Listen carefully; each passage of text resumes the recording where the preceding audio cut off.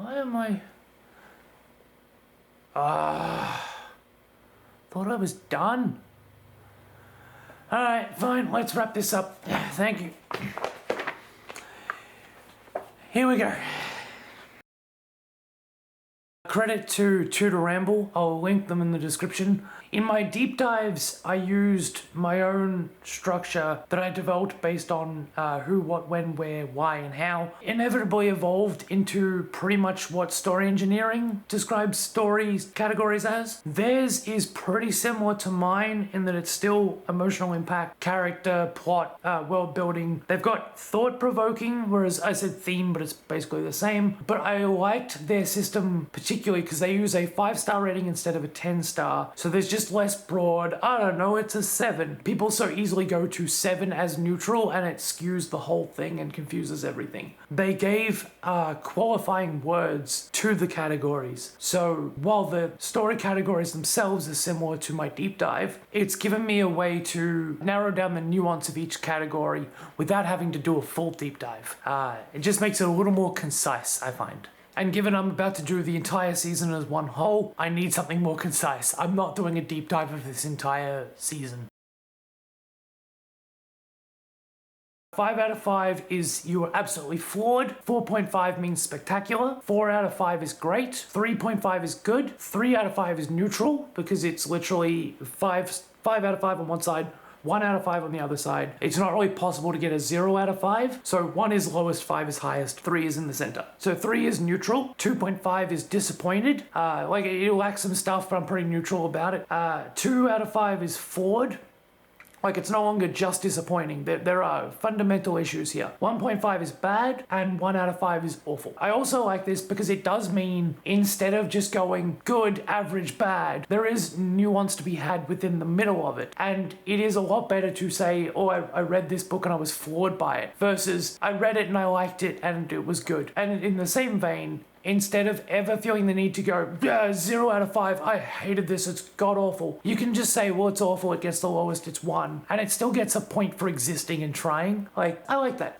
It just sort of reminded me that it's much harder for something to be really, really, really bad. It's possible, but it's easy to be disappointed, which is 2.5, and from that, by extension, go, and therefore the whole thing's awful. That's, I think, where the hyperbole comes in with trying to critique stuff, and this put in perspective the nuance. So when I get frustrated at stuff, I can look at it and go, oh, actually, though it is a 2 rather than, it's not the worst thing ever. It gets points for that. And vice versa, to really, really like something and then be able to put in perspective, well, actually, I really, really personally like that thing. But if you look at the category properly, yeah, it's got that and this, but it's not spectacular. It didn't floor me. I just liked it. So that really helps to put it all in perspective. So this is the Rambler rating system. The major difference I've made is I've added relationships because they had emotional impact, thought-provoking, characters, plot, world building, and prose. Because this is a TV show, not a book, I've put prose as production value, which also helps because this season has a lot of good production value, and I had trouble separating that from all the stuff I don't like. So being able to credit that as a thing that they did still do well, but it can be its own category and not be, well, but you know, it's better than Chip Noera because the production, but all these other things, yeah, but you know, the production's better. Like, that allows me to defend that without feeling like it's getting away with stuff because some of the other categories were lacking. But I've added relationship because I realized anytime I tried to grade the characters, I quickly fell into an issue where sometimes you can have really, really good characters, but they're not explored through interactions with other people or other things. Like, you can have a character with a lot of personality. And then you think, yeah, but like, was that personality developed? Did their interaction with the world around them say anything? And sometimes it'll be like really good acting and performance and character, but the relationship went nowhere. And other times it'll be, actually, they've got really clear relationships, but the character themselves is awfully done. So I found separating relationship and character helpful to the way I read stories as well. Character is their characterization, their choices, their internal motivations. Relationships is how they treat the world, how they see the world, how the world treats them, how the world sees them, that kind of thing.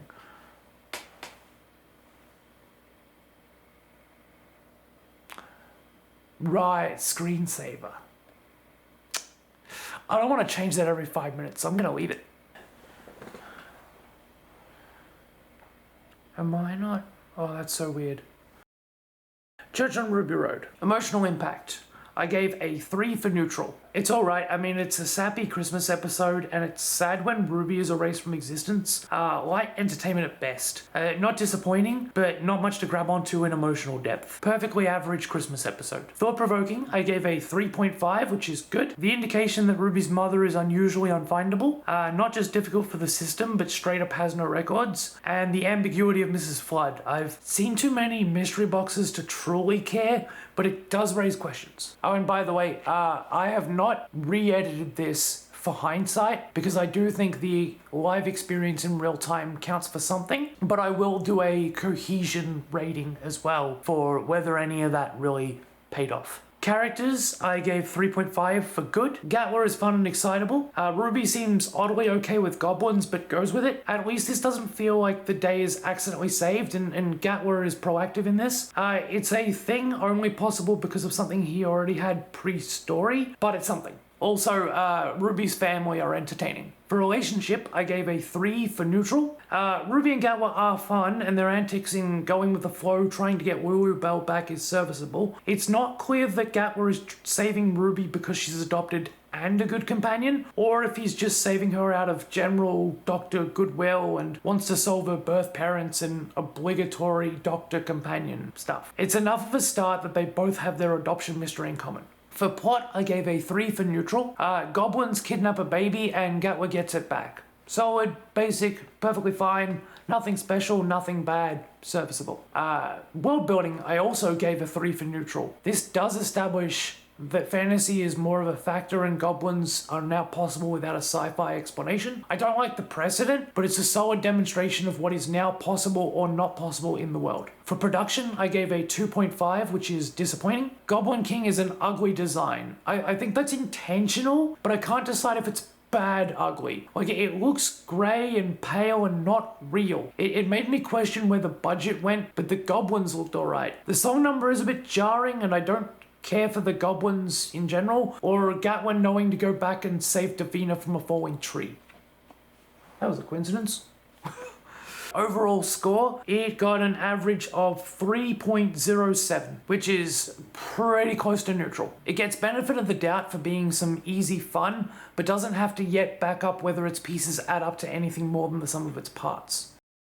Space Babies. For Space Babies, I gave emotional impact a 3 for neutral. I mean, the last few minutes when Gatwa wants to save the creature was nice, but a lot of it was emotionally off-putting, and I'm not sure it even cared to be emotionally impactful. It was light fun. I don't think I've ever laughed at anything that was meant to be serious. Like, the monster wasn't scary, but I also don't think it was ridiculous looking. There's babies and there's a monster. Like, I get it. And the babies were cute, but their CGI mouths were not. I enjoyed it the first time because I was making dinner while watching it, so I didn't look at the babies nearly as much as I would have done had I been properly watching it, and I think that helped. I don't hate it, I don't love it. It's silly and it exists.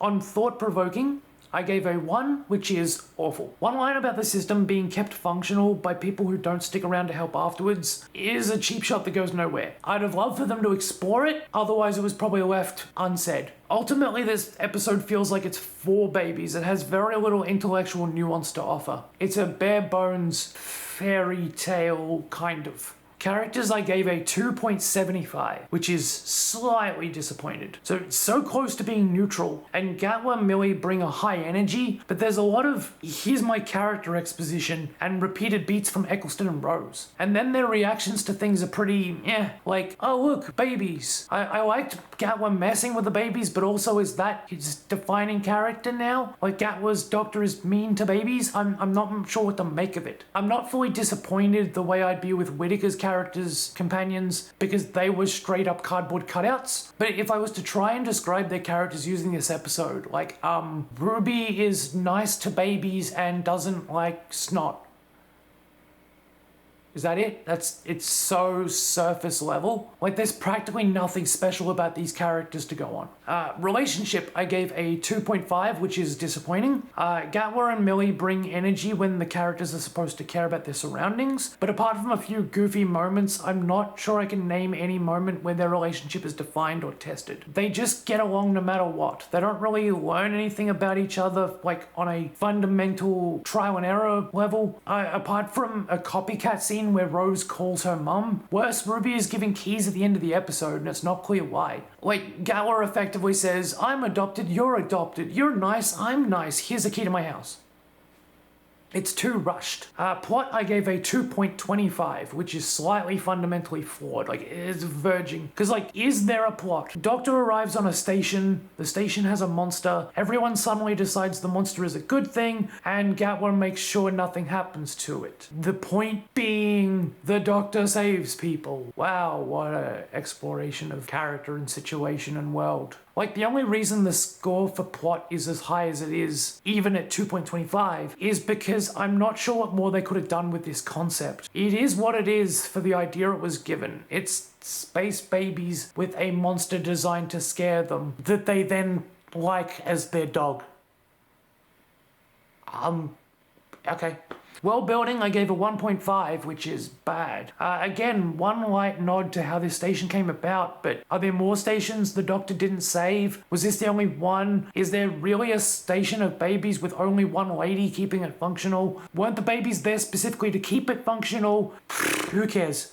Like Carvanista and the dog people, it's an entire race I have trouble believing exists outside the episode it's featured in. It's just like, yes, suddenly there are entire stations that can be run by babies. But anyway, we're probably never going to bring this up again. Not that this plot has to come up again, but it just seems so arbitrary and half-baked. For production, I actually gave it a 2, which is fundamentally flawed. Honestly, as much as I've been saying, but the production's pretty good, this one struggles. The monster design is good, but they cover it in camera effects and quick cuts. The baby's mouths shouldn't have happened, and all around this was a bad idea that was difficult to shoot. Like, working with babies is hard, and then even more difficult to make work visually. I enjoyed this episode because I was making dinner at the time. I'd have hated it if I sat down to look at it for too long. Overall thoughts. This got a average score of 2.14. This was a nothing episode where the production crew did their best and the concept just shouldn't have got past the pitch phase. It's not even bad, it's just an odd decision to make one of your limited episodes something this clunky and shallow. Devil's Chord. Emotional impact, I gave a 2.5, which is disappointed. Honestly, as much as it wanted to be about music, the Beatles weren't given much weight. Maestro was a lot of high energy but no emotional depth. Gatwa cried but I didn't feel it, and the ending song felt incredibly jarring, to the point where I was sitting there watching it going, well, I suppose this is alright, it's better than Space Babies, it's quite fun, well, the Maestro's doing the thing, whoa, energy, entertainment, and then Gatwa winks into the camera, and they all just start dancing, and I legitimately was like, what? No, what?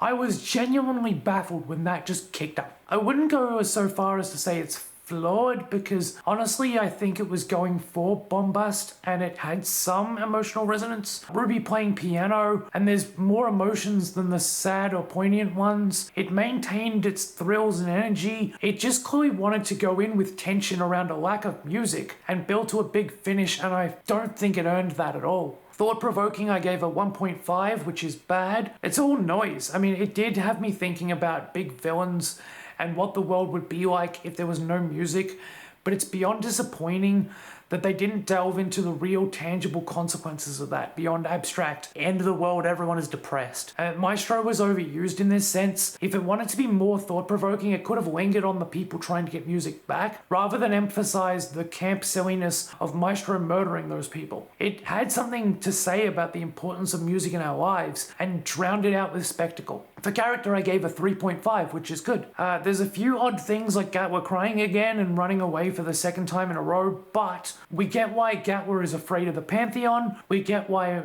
Ruby would care that music is gone. It's not that the motivation is lacking, and Gatwa, Millie, Jinx Monsoon all bring their A game in terms of performance. It's not boring, and they are committing hard. It's just hard to say Maestro really challenged the characters in a deep way, other than big threat, go boom. Relationships, I gave a 1.5, which is bad. This may be genuinely where 15 and Ruby's relationship lost me. Ruby says it's been 6 months, then says he never hides. And Gatwa says he mentioned the giggle but never did. And then Ruby learns Gatwa is a grandparent and encounters a god and discovers the future is an apocalypse and is perfectly fine, slightly put out. And she's partying at the end. No minute to... The giggle literally emphasized that the doctor never stopped to say, wow, what a traumatic situation that was. And then this season, 2 episodes in, goes, hey, remember by regeneration how we didn't explain that? Well, it split my soul and I totally can't fight this thing, so I give up. And wow, the Beatles beat it for us. Woo, what a lucky break. Time to dance. The doctor literally says he won on luck last time and can't possibly do that again, and then does that again, and instead of thanking the Beatles for it, they cut to outside. Well, that's over. Whew. No moment of, well, that was a near miss. We both almost died. Nothing. Just Gatwa looks into the camera and dance sequence. What happened here? Neither Gatwa nor Ruby acknowledge their surroundings and have a shallow relationship. Plot. I gave a 2 for fundamentally flawed. RTD himself described this story as somewhat plotless, but some stuff does happen. There's just an overuse of Maestro to the point where the plot and consequences of music being gone keeps screaming to a halt to have Maestro pop up and murder people or play piano in a void. I love Jinx's performance, but it almost should have been a 2-hit theme. Once at the start when Gatwa runs away, and once at the end when they're torturing Ruby, and really delve in between the adventure of Ruby and Gatwa trying to bring music back. It never gets going due to the amount of time Jinx spawns in monologues. The world building, I gave it a 4, which is great. You know what? For all I hate about the giggle, relating Jinx to the Pantheon is clever, and it gives you the impression that although we've only met 2 of them, there's heaps of them out there.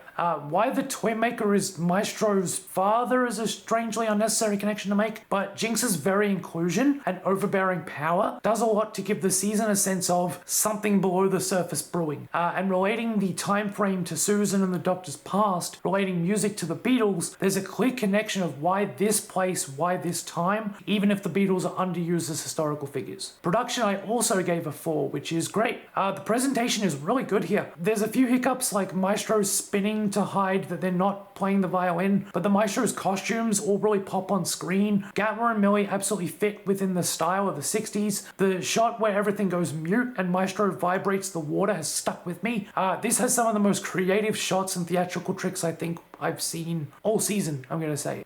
Devil's Chord overall score got an average of 2.71. It has some really good theatrical flair, but it kind of gets in the way of itself. It wants to be about music, and then it underuses its musical historical context and abandons its audio tricks for visual tricks, and then ultimately overuses the pantomime at the expense of something deeper to say. It's not quite disappointing, it's very enjoyable, but it's only as high as it is due to the production value and previous episode setup, and it lacks substance of its own. Boom! Emotional impact, I gave a 4, which is great. This one had me the most emotionally gripped. I did feel the intense countdown, but the stakes driven from Gatwa on a landmine and the sense of countdown, I did feel the intense escalation as Gatwa tried to relay orders to Ruby and find ways to slow the countdown. And I did feel relief when Gatwa made it off alive, though I'm held back by not being nearly as invested in the plotline of Love Conquers All from the dead hologram of a guy we knew for 5 minutes. Thought-provoking, I gave a 3, which is neutral. This one had a clear theme, if not one I felt they said too much about in a I learned something new revelation kind of way, but it's there and it's consistent. The corporations and how they waste people just to keep their numbers up, the pros and cons of faith in war. It's no Oxygen where the Doctor literally defeats capitalism, but hey, it feels kind of easy talking point-esque with not much depth to it. Though it is Doctor Who and a kid show, I just think there were more interesting ways to say it than capitalism bad, plot twist, you're fighting no one. I mean, Gatwa is standing on a landmine. Surely at this moment capitalism isn't the most pressing and hard-hitting concern. Characters I gave a 3.5, which is good. Gatwa is given a lot to do despite being stuck in one place, and we get to see both Gatwa and Ruby take proactive control over the situation. Gatwa giving orders, Ruby disregarding some of them, so it's not a sense of Gatwa having no agency, and it's not a sense of Ruby being a passive putz. They feel equally motivated, and I genuinely cared when Ruby was being pressured to shoot the soldier to get Gatwa safe, and then got shot, and then Gatwa had to take his turn to figure out the solution in the face of his friend dying. Good stuff. Not a full character dissection, but good stuff. It is held back by me not caring about the other characters. The subplot makes me feel like I like half of it. Relationships, I gave a 3.5, which is good. Ruby seems to have her own agency, and Gatwa seems genuinely concerned that she is dead or dying. Like, good enough, but the other couple feeling half-baked and the daughter's relationship with her father isn't earned or developed. Plot, I gave a 3, which is neutral. Surprisingly, despite the emotional gut punches and character intensity, I'm neutral on the plot. Gatwa standing on a landmine should be the perfect recipe for a self-contained, high-intensity bottle episode with just him and Ruby, and instead they inserted a whole subplot about some other characters who show up to help or hinder a little bit and then confess their loves for each other and die. Like, yes, that's very sad in an obligatory kind of way, but I actually found it distracting from the central tension. It hindered the focus of the story rather than helped, but it all sort of works in the end, so I'm not like, oh, they ruined it, so much as I suppose that's one way to do it, but, you know, promise of the premise, like, did we need them? I'm not even disappointed they're here, though, because even for their inclusion, their roles are done pretty well. They just needed a younger actor for the child. World building, I gave a 3.5, which is good. For an episode entirely about one hole in the ground where Gatwa is stuck, unable to move, they did expand on the entire war and the corporation that runs it, and faith of the people involved, and, I mean, it was a lot of Moffat callbacks, so it didn't feel like it expanded on anything new, but there was a lot of solid world-building flavor in an episode that didn't have more than 2 sets. So in a way, Moffat relying on what he had built before actually gave it some sense of familiarity. While I complain that I wish the episode was more contained to Gatwa and Ruby, I also commend how fleshed out the world feels, given that you can't see beyond the trench, but we get a full sense of the surrounding war, even if that war is empty. Production, I gave a 3.5, which is good.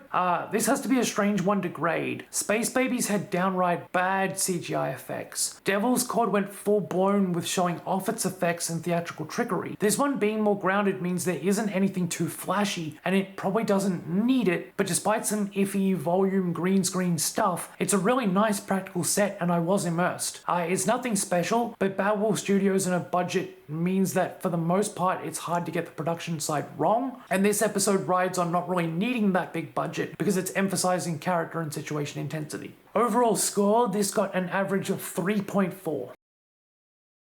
73 yards. Emotional impact, I gave a 3.5, which is good. I felt the dread. It had me intrigued for most of the journey. Unfortunately, that dread and intrigue was entirely built on anticipation, and I didn't get that dramatic moment of revelation and catharsis at the end, so I didn't get that release of explosive emotion I was anticipating, so it fell flat for me towards the end, and this held it back. Like, if all of it is, ooh, what's going on, and then it turns out, all of what I felt was hope, and now what I feel is disappointment. And that hope counts for something. It was the mood is interesting, but thought-provoking, I gave a 2 for fundamentally flawed. Because I hate thinking about it. Every time someone tries to explain it, the consensus either seems to be it's meant to be meaningless, or it's meant to be unclear, or even, no, it was obvious. It's meant to be a metaphor for Ruby feeling abandoned. But in either direction, I don't get much out of that. All these result to no clue, don't think about it, which isn't excitingly open-ended so much as empty. It was thought-provoking what it would like to be in that situation, so not bad, but it needs some rewrites if it wanted to have anything of substance to say about Ruby's abandonment. She feels abandoned, she feels upset, she gets over it, she moves on. And there's a bunch of stuff and repeatedly people leaving. She didn't know Kate, so what's the difference there? The people in the pub, I don't find the answer in either direction satisfying. Even if I'm like, okay, what they were saying was true, I go, so what? If I go, okay, they were lying, and it's meant to be that no matter what Ruby wants to do, it doesn't work, so what? It really didn't, it asked questions about the monster, which was supposed to leave ambiguous, but it didn't ask questions about what Ruby can or can't do about her situation because there was seemingly nothing she could do about her situation. It's a dead end. For characters, I gave a 3 for neutral. For a character-centric Dr. Light episode, Ruby was extremely passive. This seems intentional. She did all she could and then gave up and accepted the entity as part of her life. But when she got old, she said, everyone in my entire life has abandoned me. But she's never been alone, even though they only abandoned her because of the entity. So I just all around found Ruby's motivations confusing. Not much to chew on. The thing existed, she lived with it, she died. Like she's upset for a scene. And then we cut forward constantly. And by cutting forward constantly, we never see her deal with it any other way than someone fix this for me. They try to, they run away. Someone else fix this for me. They try to, they run away. Okay, I give up. It's unclear and I don't hate it. It sort of tracks because Ruby is generally accepting of things, but then I don't see how she grew from this, especially when she can hardly remember it after the fact. I just don't think they delved into her much for an entire episode based on her. It's very generic yet safe response from the main character having their entire life destroyed. Relationship, I gave a 3 for neutral. Like, honestly, it should be a good relationship building as Ruby is literally losing her relationships. And that in itself is something. Like, I'm not going to knock it down for her not having relationships. All of these relationships are destroyed by an artificial thing. Wouldn't it have been great if we did learn what the thing was saying? Because it could have been something that actually genuinely threatens her relationships, not just magically makes them run away. If this being somehow had a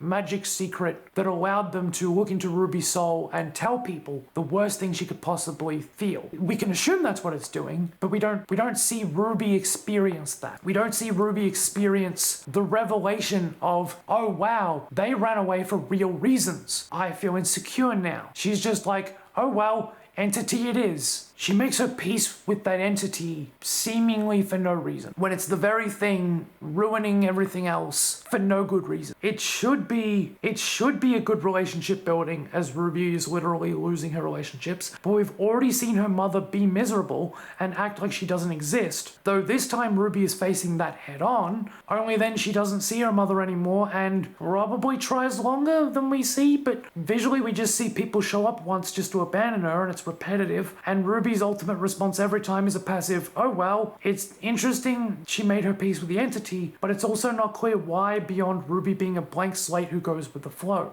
Her mother abandoning her really should have had an impact at the end of her life. That Ruby can ever accept her adoptive mother never talking to her again. That doesn't seem like Ruby. That does not seem like a relationship type Ruby would ever accept. We see Ruby do whatever the plot tells her to. That feels like the one thing Ruby would never do. The one clear characterization that she respects and accepts and loves her adoptive mother. And no amount of magical entity would make her accept the entity over her mother. Plot, I gave a 2 for fundamentally flawed. It kind of meanders. I didn't mind it at first. It escalates on how people abandon her, from random folk to her mum to people trained to deal with such a thing, but this also makes it feel both repetitive and unfocused. We go to the pub to tease Mad Jack, but plot twist they were making things up and it didn't matter. Then Ruby gets locked out of the house and it's devastating, but then she gets over it and we time skip so she can deal with a political issue that didn't resolve anything, so then we skip forward again and she dies, but not really.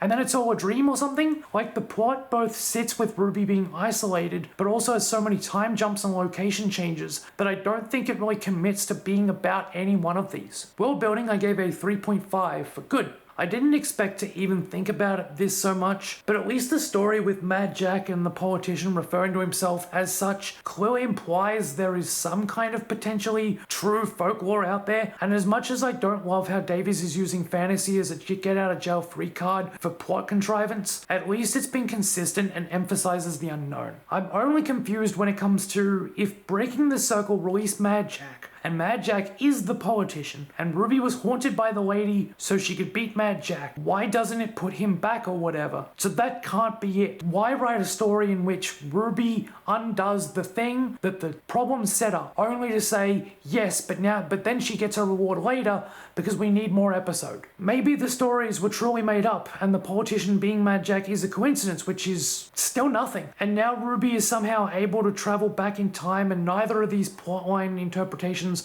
imply that's the inevitable thing. So the ambiguity makes the fantasy stuff really interesting, and in the same breath holds it back from being coherent above some cool aesthetics. Production I gave a 4.5, which is spectacular. No wonder I keep saying these episodes are style over substance. The distance of the creature is really creative, the shot composition is really creative, the setting, the lighting, the tone, the slow isolation, the way the time jumps even if Ruby doesn't look that old, imagination still counts for something, and the way they display Ruby's reactions as she realizes she's been abandoned yet again. The mood to this is really solid. The episode's story might be quite convoluted and empty, but the presentation is absolutely what's holding it up from being bad. On an average score, this got a 3.07, which ties it with Church on Ruby Road. Being a plot person over a production person, this system really helped explain to myself why I feel so torn on it. It was good up until it was disappointing, and because it was disappointing in a plot way while being great in a production way, the lack of clear direction and drive outweighed how much emotional oomph presentation was giving. And ultimately, I'm happy to say, no, the production and mystique is still good, it's just being let down by plot and fridge logic, and so I probably do fall naturally into the I'm quite neutral about it. Had some good stuff, could have been great. I'm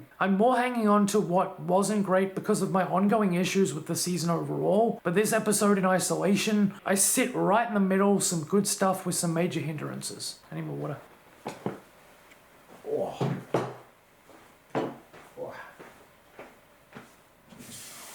Oh. Already halfway there.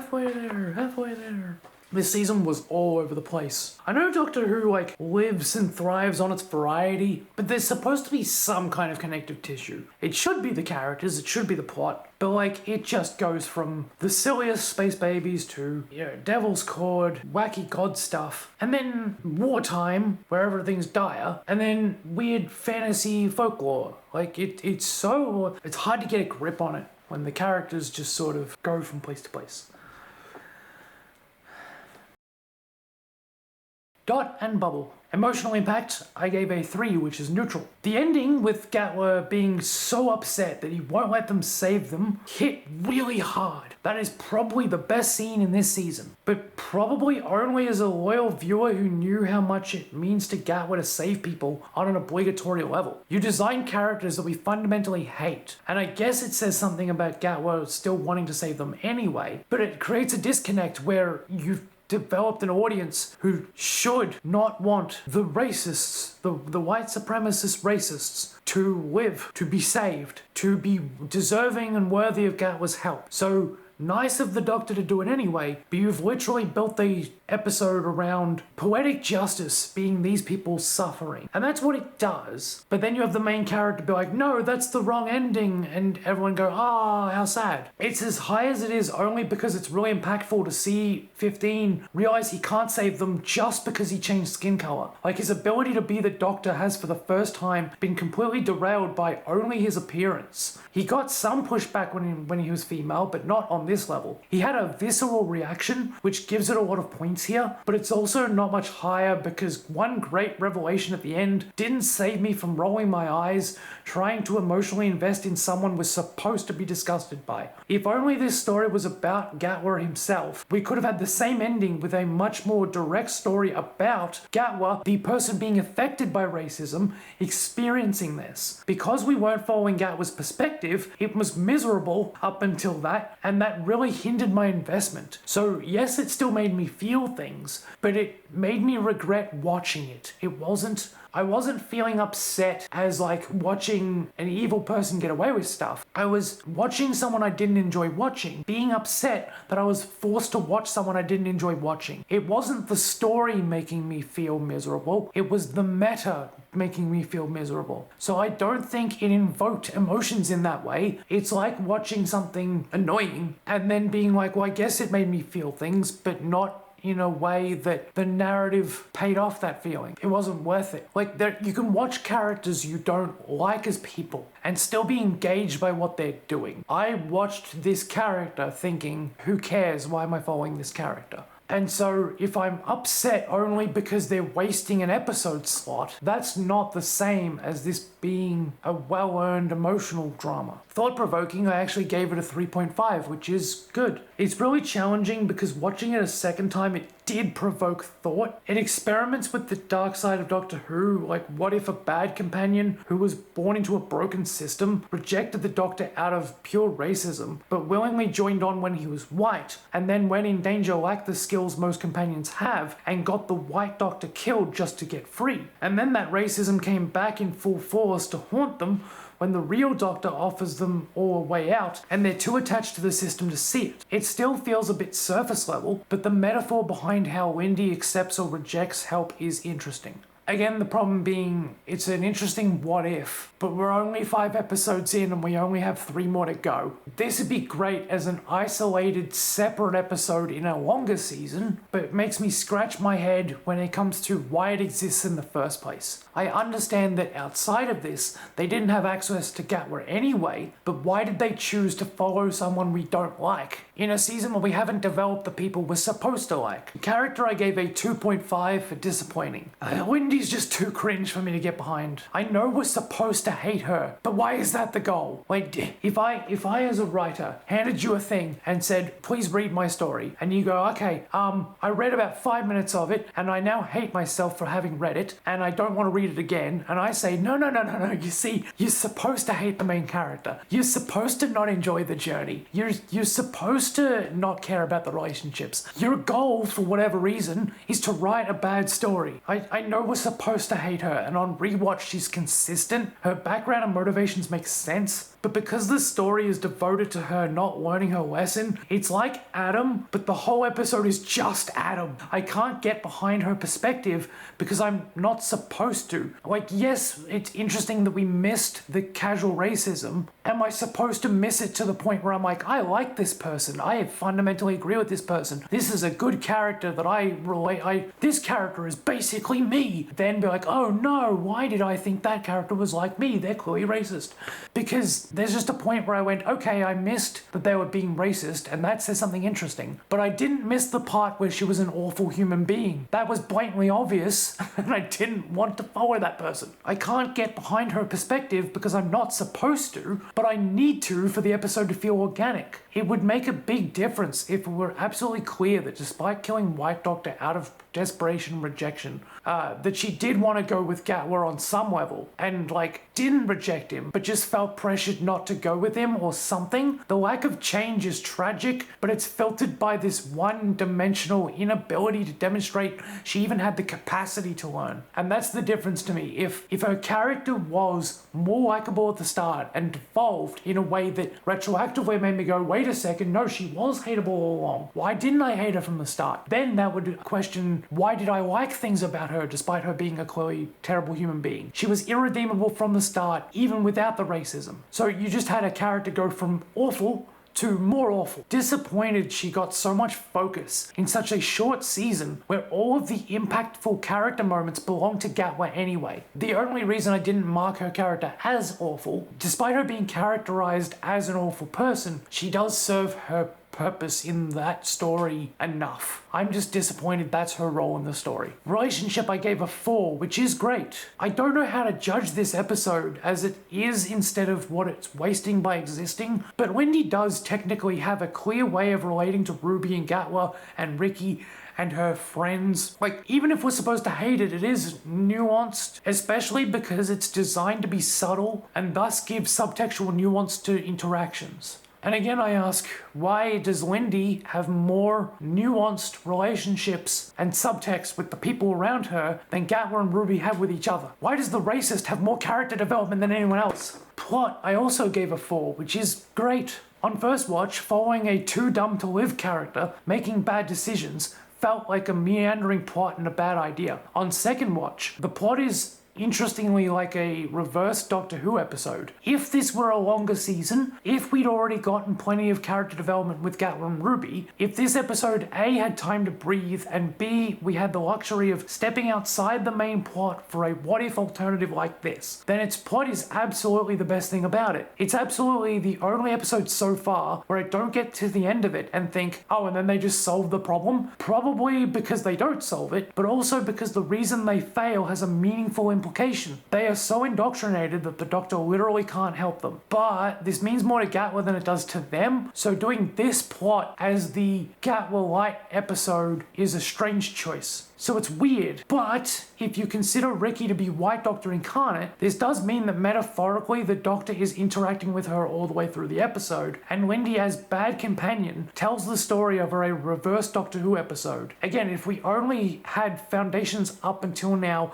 of what a regular episode of Doctor Who was, this would be great. But as a solid Doctor Who anti-episode, it's a solid plot. World building, I gave a 3, which is neutral. Like, when I think about it, this episode couldn't function without its world, which is good. The insular feeling of their indoctrination, the dead world beyond them, and their lack of understanding about the real danger beyond their current danger. The setting is solid. I'm neutral about it, however, because the way the setting is designed and the very fact they have bubbles, I find all of Wendy's friends as annoying as she does. I don't understand where they actually are. If they're in the future, then how does Ruby know about Ricky? It does feel like a weird pocket universe where their world is clear, but it has no clear connection to a wider world, probably because in their world, their real world was demolished, whereas Boom at least gave the sense that there was a war outside of their trench still going. It's really when it comes down to the monsters and technology that I think, well sure, only this world would generate this plot, but I don't understand how any of this really came to be. When I compare it to something like Blink, where it kind of falls back is, like, firstly we enjoy following Sally Sparrow, but we're really watching it for the monsters. Whereas there, they're weeping angels with an interesting design with a clear threat and strategy. Whereas here, they are slugs they have to walk into, and literally, they are designed as terrible monsters that only succeed because the characters are so dumb. That's not fun to me. That's why overall, this world seems very haphazardly put together. It's necessary for the plot, but it's not well explored because their original world is destroyed and their current world they instantly leave by the end of it. So Dot and Bubble's setting literally feels like it lives in a bubble. And on top of that, Wendy's mother is Susan Twist, and now knowing what I know, Susan Twist is... So Wendy's mum is Sutek, but she was only dreaming of being Wendy's mum, so... Production, I gave a 2, which is fundamentally flawed.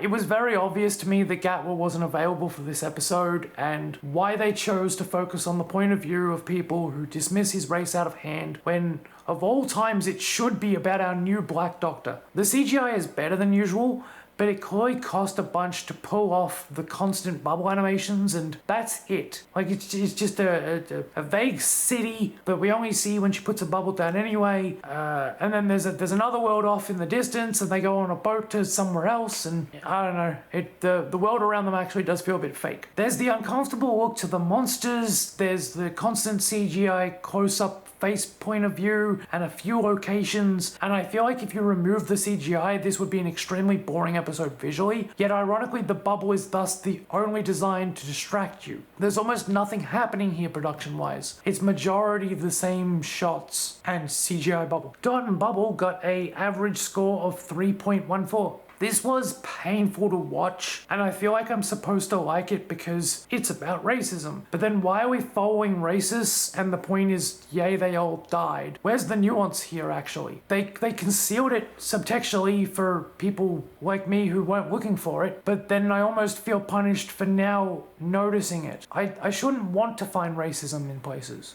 Or what a shame they're all racist and died. I just don't feel satisfied or that I learned anything or that it was worth telling. Like, tell a story from Gatwa's perspective where he experiences this, not a story where you need to empathize with people with no higher motivation behind because they're awful and stupid. They have as much depth as the racist guy from Rosa, and the story is about them from their point of view. If the whole point to this episode is just, ooh, you didn't notice, gotcha. And it's not like I would have sided with them to begin with. Yes, I didn't understand why Wendy was being rude to Gatwa specifically, but I was never on board with her being rude to either of them to begin with. It wasn't a sense of, watch yourself, you might accidentally team up with them. It was more just like, oh, they're more awful than I already thought, but I thought they were pretty awful, so okay. It's an interesting hindsight, it makes it rewatchable once, but it didn't add anything.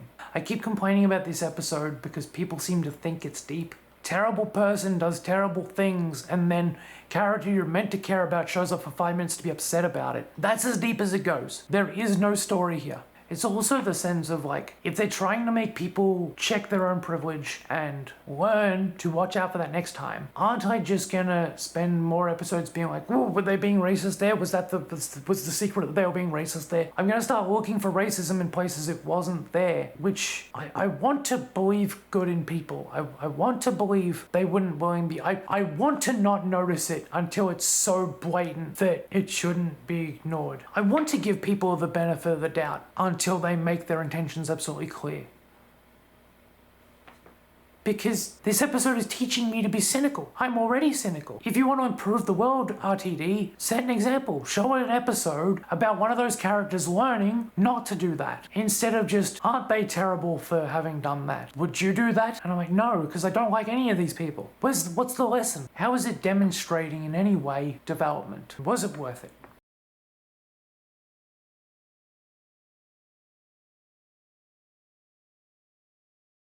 Rogue. Emotional development, I gave a 4.5, which is spectacular. I was genuinely swept up in Gatwa and Rogue's flirting and Rogue's sacrifice at the end. I was also swept up in Ruby's need for drama. This episode felt very aware of drama and emotional thrills. I absolutely felt the punch at the end where Rogue had sacrificed himself and Gatwa put the ring on, thinking about what could have been, with every hope that the ring will eventually be a clue to find him. Thought-provoking, however, I gave a 2 for fundamentally flawed. I actually think when I step back from the hype of the solid, fun, Doctor and companion-centric adventure, it's not just, oh, I wish we had more Rogue, or I wish we had more Gatwa Ruby development. I think it's downright flawed. Running into Rogue, building this level of relationship, Gatwa leaving Ruby behind to go flirt with Rogue, and then come back really, really upset that Ruby died. Well, yeah, you left her behind to go flirting. What was your plan? Running into Rogue, building this level of relationship to this level of self-sacrifice and come find me is a bit hollow, and Ruby gets out of the problem with some convenient, but we mentioned it earlier, kind of like the gloves, they were there all along and Gatwa just gave them to her. They realized they had a plot hole and then said, oh, well, Gatwa invented something before the episode and he gave that to her at the start of the episode, so it's no longer a plot hole. We set that up, but you didn't develop it and you didn't earn it. It's a contrived plot point that is only there to solve that problem. And as a result, Gatwa leaving Ruby multiple times, especially to flirt with a stranger without trying to convince him before kidnapping, just to get mad that she died on his watch, only to realize she didn't die because convenience, only to be rescued because Rogue can lift a lady and push Ruby off the thing and sacrifice himself. Then why wasn't Gatwa willing to do that? Or why didn't the Doctor even think of that? It's an episode that, while it mostly works from a character motive perspective, falls apart on any deeper theme or logic. It's a dumb romp and that's it. Characters I gave 3.5, which is good. Well, I can't give it 4 marks because Rogue is just a budget Jack Harkness. Rogue, Gatwa and Ruby are all present and active. I mean, mostly. Gatwa is technically captured by Rogue, but I never get the sense Gatwa feels handicapped by it. He is proactively flirting with Rogue and figuring things out. The energy of all 3 characters is a lot of fun, although not much character development comes from it. The relationships emphasize what character we do have. Relationships, 3.5. Good. Again, Rogue and Gatwa have a clear relationship dynamic. Ruby and the other girl, having the time difference, gives them a unique relationship. Ruby may be a blank slate, but her teaching someone modern slang only to find out that lady's a shapeshifter, and Rogue thinking Doctor is a shapeshifter and not being entirely wrong, is interesting comparisons. There's some good connections and contrasts and conflicts here. More so, the contrast between Doctor and Rogue. Again, held back by being Jack Harkness ripoff, but Jack and Doctor in themselves had interesting relationship, and all contrast doesn't really lead anywhere or properly challenge the characters in those relationships. Rogue sacrificing himself is rushed. Plot, I gave a 3.5, which is good. Here's the thing.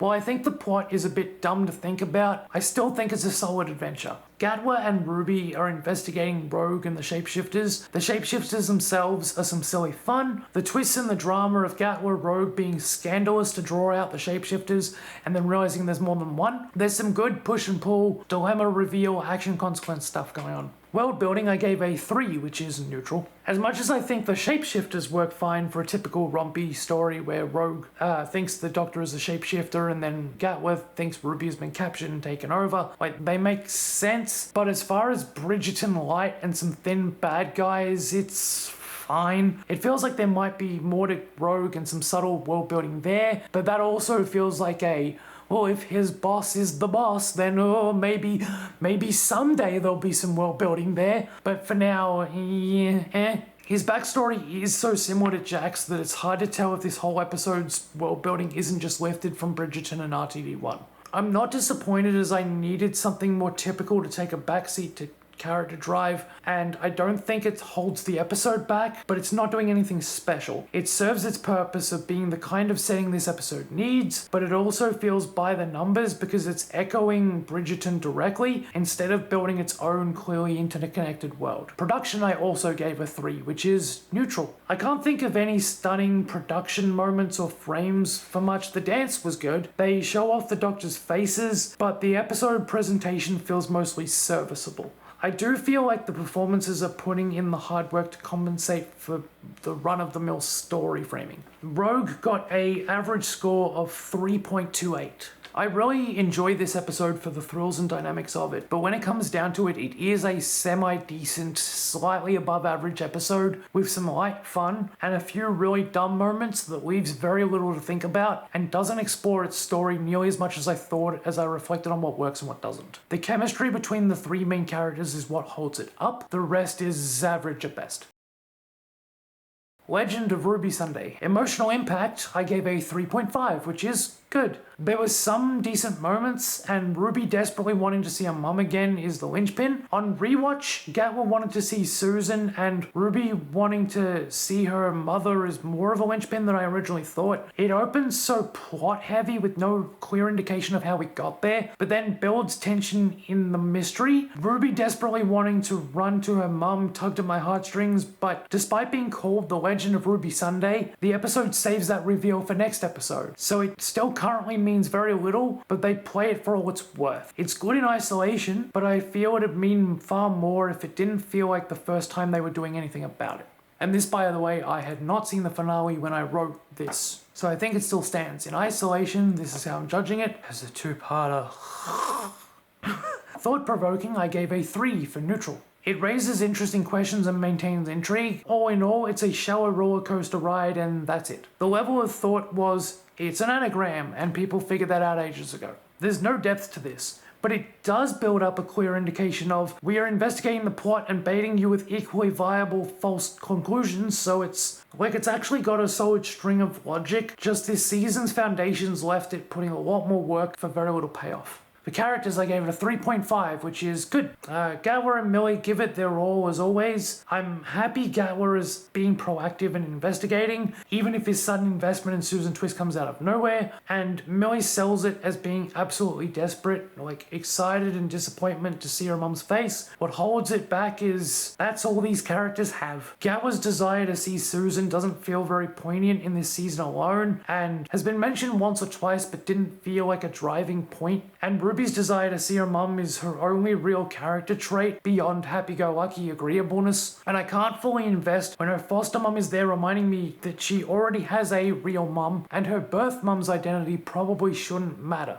Relationships, I gave a 2 for fundamentally flawed. So far, Ruby has discovered Gatwa has grandchildren, she's been in a war situation and almost died, she's been on her own and abandoned, and then can't remember that. She's been with Gatwa but we hardly saw it, then was left on her own while Gatwa went off to flirt. So the best part of every episode's relationship building has never been 15 and Ruby. Out of 8 episodes, we've not seen Gatwa for majority of 2 of them. The rest show Gatwa and Ruby as chummy people who both knew each other 6 months, and yet Ruby only now learns what regeneration is, so she doesn't know the Doctor at all, and he is sharing her private birth mystery publicly with a bunch of his stranger friends. It is this episode that encapsulates the fundamental problem with 15 and Ruby's relationship. The room is full of several strangers. The fans know, and 15 knows, and Ruby doesn't, and they know this Doctor in the giggle more than Ruby knows Gatwa all season. They have not sold this relationship enough to pretend Ruby should be anything but horrified at this point, and they're split up again so Gatwa can go visit a granddaughter we've never seen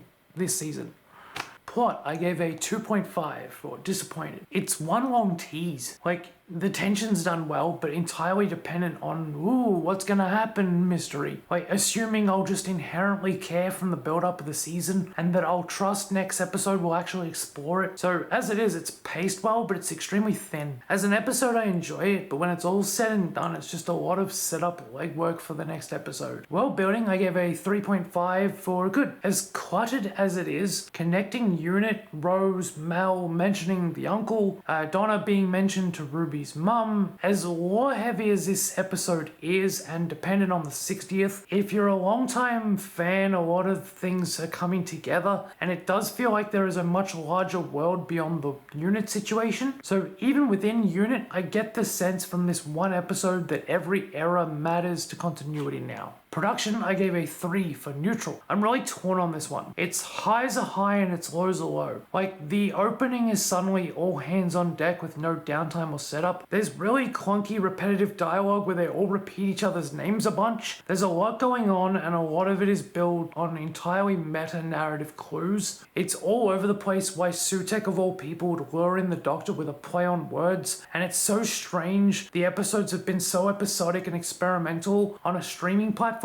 yet they don't even have the episodes this episode is referencing. Mrs. Flood isn't... Funnily enough, I said there's highs and lows, but the only high I've listed is Sutek is realized with really powerful music and lighting and sound, and it just has a real punch to it. I do like when he get the phrase, "I think we can succeed." I think we can succeed. Is burned into my brain. The snow and ramp up of the time window is really interesting. Legend of Ruby Sunday got an overall average score of exactly 3. It all evened out. It's got a lot going for it, but granted, calling this season 1 was a big mistake. Because if this was simply season 14 or season 15, I like considering the 60th special season 14 and this season 15, but apparently they very much are treating both of those as one thing, because this heavily relies on the giggle and Wild Blue Yonder and things like that. Because if this was season 14, and they were going further into lore for the sake of keeping a long-running show fresh, I'd probably love a lot more about this. But since this season was shorter than most, had less Doctor than usual, and called itself season 1 like a fresh start, not a lore-heavy continuation, it feels really clunky. It's a lot going on for a season that didn't really build to it. And although I don't feel like it was completely out of the blue since they mentioned Susan, and we saw Susan twist each episode, I do find it a bunch of hollow stuff that they could have sold us much more on before now. I'm not sold on nostalgia bait and fan service alone, season 1 or season 15. This episode shows the amount of legwork that wasn't done, and it puts a lot of stress on this episode to cover so much. It's the fact this episode had so much up its sleeve and could have been better that makes it so disappointing when it comes to whether it actually works. And that said, all it has to do is keep the tension going, so Legend of Ruby Sunday had an easy time not being awful. Empire of Death. Emotional impact, I gave a 2.5, which is disappointing. Gatwa is mad that the world is ending, and Ruby is baffled her mother is an ordinary person, but I didn't feel any of it. Ironically, it's too large scale to care about the stakes for 15, and it's too inconsequential to care about the stakes for Ruby. It's impersonal noise that wants you to care about the end of the world for the sake of it. For me, it's a big cop-out noise fest, and it was disappointing how much decent scenes was squandered by the lack of proper build-up. Thought-provoking, I gave a 1, as in awful. Big dog monster go boom. The opposite of death is life. Big dog monster problem is reversed. There's no substance here. They didn't think through it at all. Characters, I gave 2.5 for disappointing. Because the characters up until this point have been poorly defined, and they're just typically saving the world, I guess they're fine. There's nothing here character breaking, but they are just one-dimensional heroes who learn nothing and don't change. Ruby finding her mum is wasted. All they really did was add another character to her house, who they instantly trust. Like, good for her, but if they revealed she died or never existed or could never be found, would it actually change anything? Ruby just goes home and accepts she already had as a mum. What's the difference? What's the point? Relationship, I gave 1.5, as in bad. They actually have some nice moments, but when one of the best moments is Mel hugging nostalgia, or 15 being upset the world is over, or some lady he needs a spoon from, like that scene was jarring. I had no idea why he was there. They suddenly cut to that and I was so thrown and confused. And then there's Kate talking to birds. Like, yes, I've seen Endgame. I didn't buy anyone was dead, so I didn't buy any of what followed. Doctor saves the day because that's what he does, not because we've seen him form strong bonds with these people and take their death personally. The whole thing feels impersonal. And then Ruby says, I love you. Like, where did that come from? Even platonically, they hardly know each other. And Gatwa doesn't say it. So is he emotionally open and more emotionally available now or not? And Ruby says he doesn't visit people even though we just saw 14 retire with Donna. His avoidant personality trait should be the very trait Gatwa expunged. 15 should be the doctor who visits. 15 willingly visiting Ruby even once, just hanging out with her family, could have single-handedly been what made this doctor unique. And I'll get to why that bothers me in general. For plot, I gave a 2, as in fundamentally flawed. Killing off everyone and everything should feel like a big emotion down for the count situation. But since we've already got the worst of the worst happening, and the remaining characters seem to have escaped only because they have plot armor, and we know they can't just leave it like that because they'll all get resurrected, the plot has no stakes.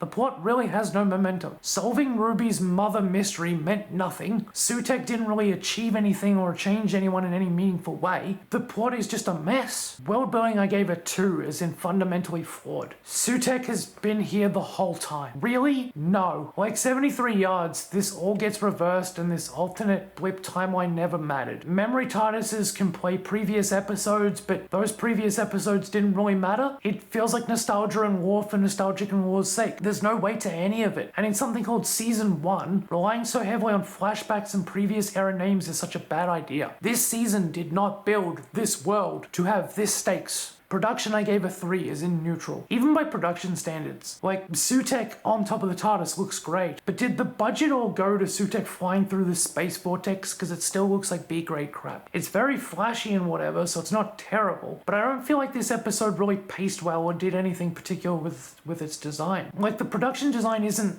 bad, it's just still pretty average for what some other episodes have been able to do. And Empire of Death got a average total score of 2.07. It is the lowest scoring episode, right beneath Space Babies at 2.14. Then we have Devil's Cord at 2.71. We have Legend of Ruby Sunday at 3. We have Church on Ruby Road and 73 Yards at 3.07. We have Dot and Bubble at 3.14. Higher than I expected to put it. I feel like that's one where I personally really can't stand it, but it's actually better made than I emotionally give it credit for. We have Rogue at 3.28. And we have Boom at 3.42. The fact that Space Babies and Empire of Death is even episodes that got past the greenlit stage scares me a lot. Empire of Death overall thoughts, I was sorely disappointed by this episode, and it retroactively makes everything that came before it worse. The contrived nature of the whole thing just makes the characters motivationless and the plot convoluted and the world building a straight up lie. There was no signpost, and the production budget is doing all the work while still falling short. If I'm to make sense of this season by how it ends and what it was heading towards, it makes less sense now, and it is too busy being big spectacle to give a damn about making the audience feel until it suddenly wants to pretend it was about that all along, like it was about Ruby and Gatwa loving each other as platonic friends, and it's meant to be sad Ruby is leaving. We didn't even get to know her. Who cares? Season 1 cohesion. Emotional impact, I gave a 1.5, which is bad. Between the generalized sameness of Ruby and Gatwa having big emotional outbursts to low stakes, and Ruby having no reaction to high stakes, I don't feel the consequences of any of it. Ruby hardly remembers 73 yards. Nowhere else does her apparent rejection anxiety impact the way she goes about things. 15 doesn't seem to even care he is making babies cry, or that there is a shape-shifting alien and Ruby is probably in danger, until he suddenly wants revenge and then cries while Rogue saves the day. And then 2 separate episodes, the problems arise just because 15 wasn't looking where he was going. It's extremely difficult to be emotionally invested when the majority of the alpha elements are shallow and half of the episode problems are caused by sheer stupidity. Thought-provoking, I gave a 2, fundamentally flawed. Individually, the episodes are very intriguing. Some interesting experimental stuff, but when 2 episodes have me thinking about how 73 Yards entity works and how racism seeps into our lives, I can't say any of that theme quality is from actual layering and storytelling. They made 8 very scattered episodes that together hurt for thinking about. Like, 73 Yards and Dot and Bubble are interesting in isolation, but what are they doing in this season? You don't have time. The question, what was the point of insert thing here, only ever brings up thin meta logic at best, like why space babies? Because cute. Why Maestro? Because music is magical. Why Boom? It'd be interesting to see the Doctor on the back foot. Okay, but why narratively? But X, therefore Y, implies Z. There's very little connective tissue. And what tissue there is are things like Susan Twist, whose cameos are completely disconnected for no internal logic reason beyond it's magic, so she's dreaming. No clear reason for each of the cameos. No clear reason for why those cameos particularly. No core reason for why she's being those people. Why an ambulance? Just because. They are there to be cameos for cameo's sake, just so they can say, but we set it up. Showing a thing and it being there isn't plot. Showing a cameo on a surface level, just so it's not completely out of the blue, is doing recognizability, but it's not set up and payoff. A reveal and a consequence needs to have more depth than the initial cameo at surface level. We learn nothing more about Susan Twist than what we already get from the very sentence of Susan Twist was there. Learning she is Sutek teaches us nothing about Susan Twist or how she got there. Just anyway,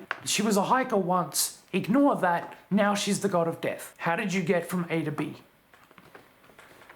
Characters, I gave a 2, fundamentally flawed. Gatwa has a full, tearful, frozen in place breakdown, even when the god of death is about to touch him, but the danger is contrived and he hasn't really tried yet. And it's not clear how the events impact the characters on a fundamental deep level. Ruby cries it's my fault when she convinces one of the babies to confront the boogeyman, but it's not like we see her then change her behavior based on her mistake. You would think being abandoned and being on a ship full of babies and accidentally putting one of those babies in danger, you think that would have more of a notably impact mark on Ruby's character going forward. You'd think it would have some bearing on how events unfold and how it would drive Ruby to make some more interesting, irrational yet clearly motivated, characterful decision later in that episode. But she just tags along. I can see that Gatwa is upset because he didn't meet Susan, but then he never met Susan. Did he want to meet Susan?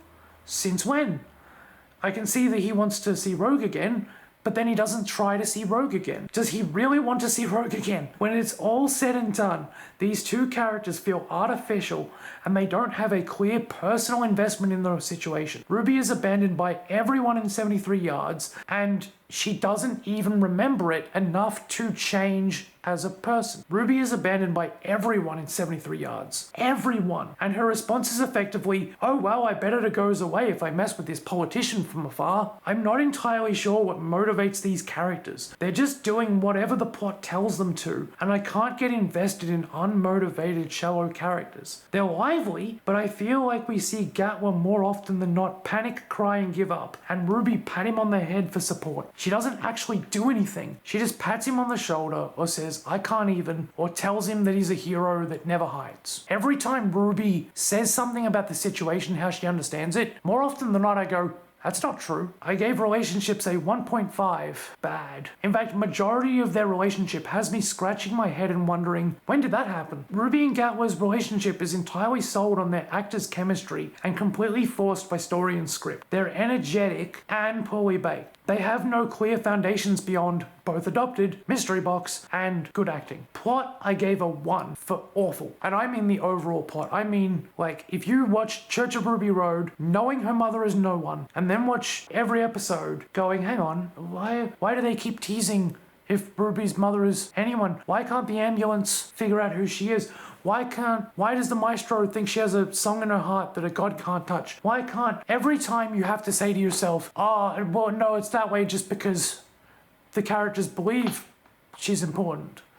But they only believe she's important because Ruby made it snow. This isn't chicken and the egg. It isn't Ruby makes it snow because they think, yeah, it doesn't even make sense. Ruby can make it snow because her mother is magical, but her mother is magical because they think she is.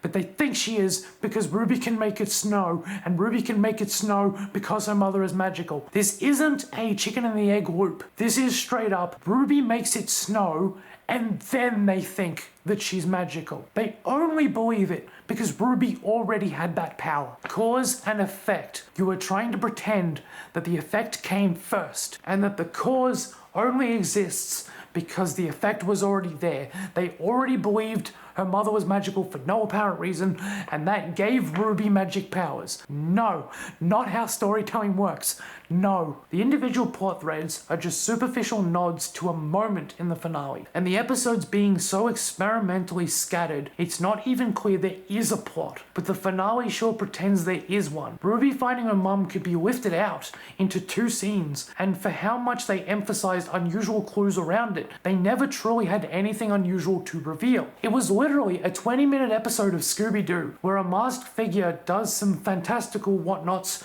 and that whatnots is hand-waved explanation for how none of it was ever magical, except stretched into an 8-episode tease.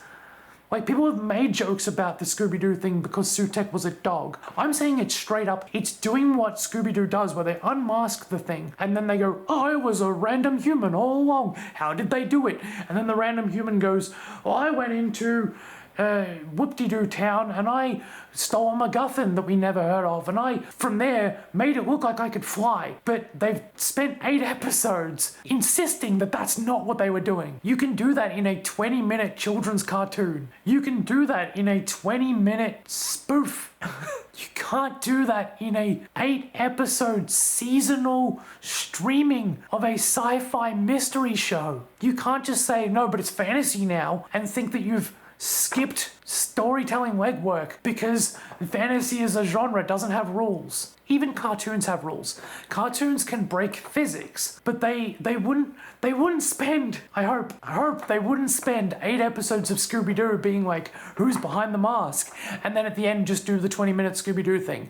Because once you've spent 8 episodes on it, fans are going to assume that there's more to it than that. Because if there isn't, you don't need 8 episodes. You need one. You need one short clip. You have stretched one scene into 8 episodes of nothing. The thin amount of plot is not worth the runtime. The baiting is one giant cheat. And that's just one of the main plots. The signpost is a cheat. The baiting of the snow is a giant cheat.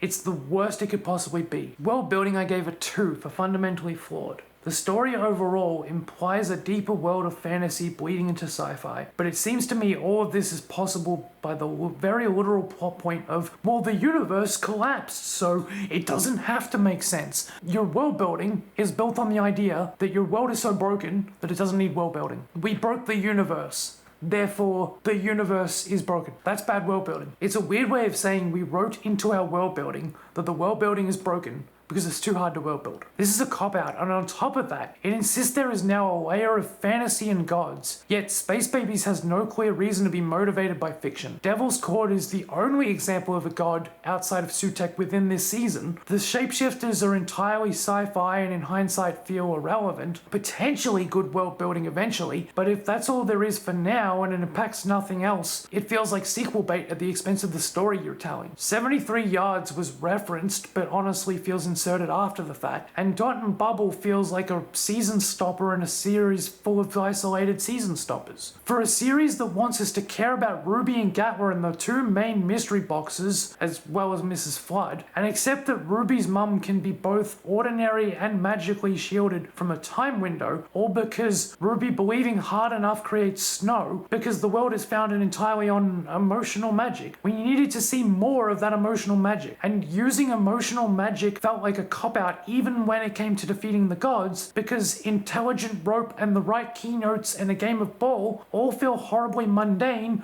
for something leaning so hard on magic. The mysticism is defeated by boringness. The connective tissue just isn't clear. And also, the Toymaker saw Sutek and ran, but didn't run when the Doctor parked the TARDIS outside the shop, even though Sutek has been on that TARDIS since forever. No, that doesn't add up at all. And then when Sutek arrives, there is no mention of either Toymaker or Maestro. No attempt to link them together, as Toymaker exists and Maestro exists, therefore Sutek the Egyptian god exists. The previous gods feel like an artificial, well, we said gods exist, so now any of them can show up at any point we want. The previous gods feel like they were included just so when Sutek shows up again, it doesn't feel entirely random, rather than a real cause and effect towards Sutek being the god above gods. How did Maestro know the one who waits is almost here? Why didn't they say the one who waits has always been with you? Or how does Maestro know anything about Sutek? Why is the Maestro warning the Doctor or threatening the Doctor? How does Maestro know anything? It's not paid off. But that's all it comes down to. It's like they wrote the finale, like the finale feels like a first draft. And then in order to compensate for the finale, they said, well, every episode has to have Susan Twist somewhere in it, so just chuck her anywhere. You need at least one other god so that it's not completely out of the blue. And then the rest of the time, do whatever you want. There was no plan here. There was no plan. You can't convince me this was planned out or plotted, or even the best parts of it feel like first drafts. I imagine Moffat had more time, and so Boom and the people who wrote Rogue had more time to write them. But no, all blame on RT, oh, well, he's show running and writing. Yeah, his fault. He chose to do that. If you have a higher budget, don't spend it so much on woo spectacle, hire more writers. Or yeah, the production didn't compensate enough. That said, production, I gave a 4 for great. Production value has been one of its redeeming factors. The design of Sutek is cool before he's practically dragged through the mud. The Maestro has cool costumes. The visual of 73 yards scared me, and I got superstitious trying to add them into my thumbnail. It is held back by the seemingly rushed visual of Sutek being dragged like a dog through a flashy vortex, an over-reliance of flashbacks instead of interesting transitions, and iffy things like space baby mouths. And that's their literal beginning and end if you don't count Church on Ruby Road. And they knew full well the fact that they added Church on Ruby Road to the run of episodes. So you start with that instead of space babies. And then even if you start with the first episodes, they release Devil's Cord with it to make sure you didn't just watch Space Babies. They knew on both counts Space Babies was a bad opener, and yet still made it. They knew the episode before and after it were remotely better, and still made it, and still put it at the start. Was there anything wrong with just scrapping Space Babies, doing 7 episodes, and making the rest of them better? Wait, you need more episodes, but then also you're wasting the episodes you have. Stuff that stood out and made me ask, where's the budget? Despite there very clearly being a budget. I know the budget isn't infinite, but Doctor Who, on a lower budget, is usually better at hiding it. So the overall storyline of Season 1's cohesion got an average score of 1.78, lower than Empire of Death. I gave a 4 to production, and it just goes to show how Empire of Death is a bad episode that retroactively makes the holistic experience worse. This is a well-produced, mostly well-acted mess of shallow nothing. I have nothing to latch on to except the charisma of the Doctor, and that is undermined by his inability to characterful action. The budget and acting is doing the heavy lifting. This season is held up by really interesting concepts and production value, and let down by storytelling clickbait and a lack of character development. It's emotionally superficial for a season that is supposedly about a more emotionally vulnerable Doctor. And that's it for my script. Yeah, the key word here is artificial vulnerability, because they insist Tennant got some therapy off screen that is ill-defined, and then 15 comes in and does the same things. He refuses to visit Ruby. He cries a lot as if that's pretending to be emotionally vulnerable, but we don't see any significant change or revelation from that moment. They just keep repeating it like, yeah, but he cries. I'm like, yes, and do something with it. You have to have the characters have an emotional experience. So like the big questions are, what are they learning? How do they feel about it? And what are they doing differently next time? And it just keeps, they're so, like, again, the acting is holding it up. The characters themselves are flat. They're not cardboard cutouts like Chibnall's, like, they're not standing in the background waiting for their cue. The acting is far better, but it still feels like Ruby and Gatwa, 15 and Gatwa have this artificial connection, and they are going through artificial situations, and then they are surviving on pure luck, and then you get to the end of it and Ruby's meant to be like, I learned my mother's name and it's no one, and I can stand up to you, dog.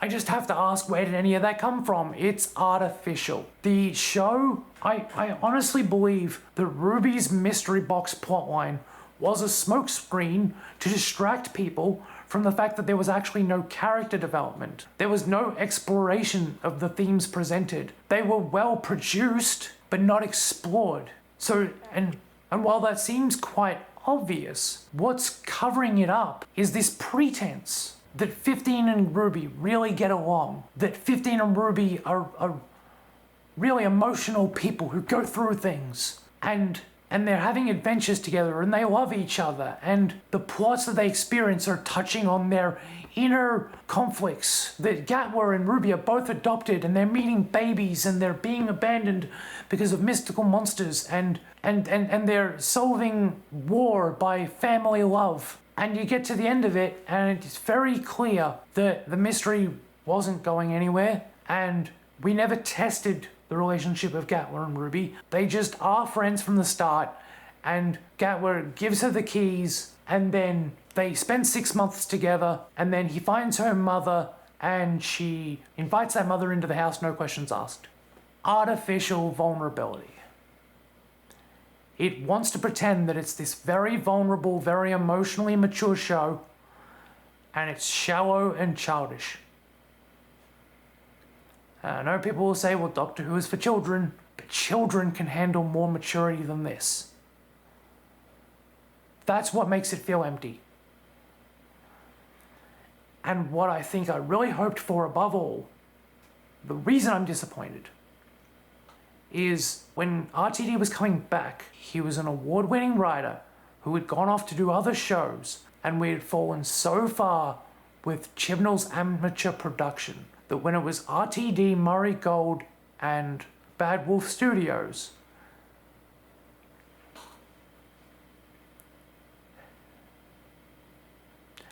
that they would bring more maturity the next time round. That we wouldn't have to be arguing about, well, but they did this with Torchwood, well, they did this with Bad Wolf, but they did this, like, okay, firstly, I think it was better then. But even if it turns out, well, yeah, no, season 2 wasn't too good, you know, this is just like that. That's still not good, because that means RTD went away for 20 years and came back and did the same crap. So either it's just as bad as RTD's worst, and he hasn't improved and hasn't gotten better, or it's worse. Because I don't see how anyone argues that this is a really solid, well put together, cohesive season. I can absolutely see how anyone can defend each episode individually. Like my favorite episodes of Boom and Rogue, I've seen plenty of people say theirs are 73 yards or Dot and Bubble. I rarely see anyone say Space Babies, but even then it's like, I can see how someone would watch Space Babies and go, didn't mind it. And so it's not that it's all bad, just after sitting through Chibnall's Who, because it's Doctor Who, for just out of loyalty of the show, we really needed more of a win than, it's okay, it's average, but that's it doesn't have to be good. It really did. It had to be good. This, I don't know what this is. They want to bring new people in, so they instantly reference Susan and Sutek and the Third Doctor and Brigadier and brought back people from the Giggle, assuming that people had just seen that. Because the only time we saw Kate was in 73 Yards and they were incompetent there. So they're relying on the Giggle and Wild Blue Yonder and Star Beast to be part of this. They're relying on season 4 for Wild Blue Yonder to not feel empty because they didn't develop a relationship there either. It all just sort of hits a point of, it feels so self-indulgent. It feels like RTD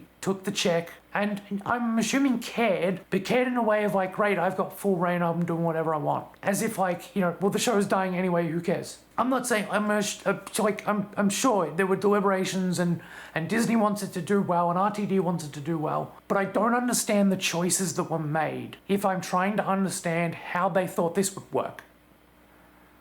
There are things I like, there are things I don't like. But it's that artificial vulnerability where they want to pretend that the story's doing the work. But somewhere between sci-fi and fantasy, RTD just went, I don't want to have to try and explain things. And that feels like he came back but didn't want to do the work. And again, I'm not saying that's actually what he did. That's how this show feels. It feels like a roulette of random ideas RTD always wanted. And space babies be damned. With no regard of whether it was actually properly set up, whether they were keeping new fans in mind while teasing Sutek, and whether they were keeping old fans in mind while they were dragging Sutek through the vortex. It just feels like it disregarded any genuine verisimilitude. That's what I mean, artificial vulnerability. It wants to pretend that it's this emotionally deep, thought-provoking, 73 yards experimental, but it just feels improvised, like there were still production issues, despite them doing it at Bad Wolf and not BBC. It just feels like something went fundamentally wrong. So I don't even hate it. I'm just lost. I don't know what to invest in, and I don't trust season 2 to be worth investing in. Like I said in my Empire of Death review, you can't bait us for 8 episodes with Ruby's mother. Oh, well, it's just no one. What were you doing? Paying attention? No, ignore all that fantasy stuff. That's fantasy. We don't have to explain that. And then say, who's Mrs. Flood? That's really... I'm sure they wanted it to work, but I can't think of a more blind decision than just repeating Last Jedi as if the discourse didn't happen, and then following it up with another mystery box. I can't say anything but what were they thinking? I've done the full review, I've done individual reviews, and I still feel like I'm picking this thing apart because I'm trying to figure out where it went wrong, and I've landed on artificial vulnerability. But honestly, there are so many ways this just didn't have a clear direction that I think I'm going to be picking at it forever. It feels like season 11 and season 7 where there was no real direction. It's just a bunch of scattered episodes with a finale that's like, oh yeah, great intelligence. Oh yeah, tooth guy. But even that, they were able to say, oh yeah, the great intelligence. Remember episode 1? Oh yeah, the tooth guy. Remember episode 1? There was no Sutek in episode 1. Which one is episode 1? Is it Space Babies? Is it Church on Ruby Road? Is it Star Beast? Is this season 1? Is it season 15? What's going on? Why are they doing this? I would love to hear a year from now what their intentions were, why they were doing what they were doing, and whether they think it worked. Because it didn't. Again, individually, yeah, like if you turn on 73 Yards, watch it and walk away, hey, it's interesting. But like, if you sit down to watch a season of Doctor Who, the season 1, that's going to bring in new viewers with the original returning writer who's won awards since, like, don't worry, this is their best foot forward, and then you watch this in this order with these episodes. I even rearranged them and rewrote some of them, and I don't think it fixed it, but I had to rewrite individual episodes to make them do something. Like, it wasn't just reordering them. It was like going, okay, where do I put Space Babies? I'd put it later, but it'd be the light episode between these two. And Ruby would have to have more investment in saving the babies than she does. Because she cares, but she cares on such an obligatory, bland level. She likes music, but on an obligatory bland level. Like, Space Babies really should have delved into Ruby can't stand that these babies have been abandoned and will do anything to get them back to their spaceship. And she'll go down and face the snot monster. Ruby's not scared for some reason. And Gatwa, of all people, is scared. And that contrast has him going, hey, this person that I've just picked up, she's really brave. What's going on there? And it isn't just because she's brave, because we like her as a person, because we write nice characters. It'd be because, like, Ruby growing up with a foster mother has learned, like, though that doesn't scare her. She's had proper abandonment, that doesn't scare her. And she'd go down and face the snot monster for the baby's sake. And the babies would hold Ruby up as a hero to the villain that they've got.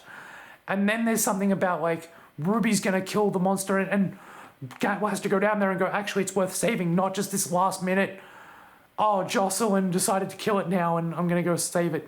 You don't need Jocelyn. It makes it such, Ruby didn't need to be there. You can cut Ruby from most plots. Like, not from 73 yards, but you could cut Ruby and add a more interesting character in her place. Yeah, and then, like, Devil's Chord should be more playing on the fact that Ruby is in a band and loves music, and she could relate to, she's never met her mother, but because of the Christmas music playing on Christmas, she relates to her birth mother through music, and then Maestro takes it away. And now it's not just, oh, hey, the Beatles. Oh no, the world's an apocalypse. Hey, the Beatles. Like, it's so shallow. And Ruby liking music should have been her investment for that episode. I relate to my mother through music, and now music is gone, and now I have no connection to my birth mum. And Gatwa is trying to re-inspire her to, like, play chords, and she's playing them and it's not really, she's not feeling it. And then Gat was like, remember your friend who broke up with her, and, like, yeah, set that friend up in Church and Ruby Road, explored that more then. So in Devil's Chord, when she's like, well, my friend went through this breakup and it really means something, we're like, yeah, we saw it mean something. So then she's playing, and I don't know, like, then, or maybe she starts playing that Christmas song and that kicks in the thing. Not just Maestro captures her, but she has a magical protection. That's plot contrivance. You want Ruby to be searching for that music again, and then she comes around to that Christmas song, and that inspires something in her, and that creates a musical thing. And then Gatwa can say, well, your mother isn't magical, but you remembering her made you magical for that moment. Like, there are ways to do that plotline of your mother is normal, but your image of her is magical. But they just didn't. They just didn't. This story doesn't do what it pretends to do. I enjoyed bits of it, but it was a frustrating ride. We really needed this to be, like, not season 4 or season 10, but it at least needed to be season 1. Like, look at how both Rose and Eccleston are allowed to be heroes in their own right. And they're both characters.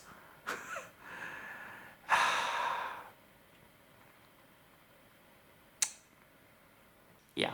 Anyway, that's that. Here's some other stuff to watch. I am done with Doctor Who, and I wanted to say until next season. I will decide when the next season comes out whether I bother. I'm not invested in Mrs. Flood. I'm not invested in what comes next. Yeah, I might do it out of loyalty and obligation, but I'm not going to promise it. I need a break from this show now until the next one, maybe. If they bring Susan back at Christmas, I know everyone's going to be... But they did it eventually. I'm like, too late. Too little, too late. Good if they do. Worse if they don't. But yeah. Yeah. Thanks for watching.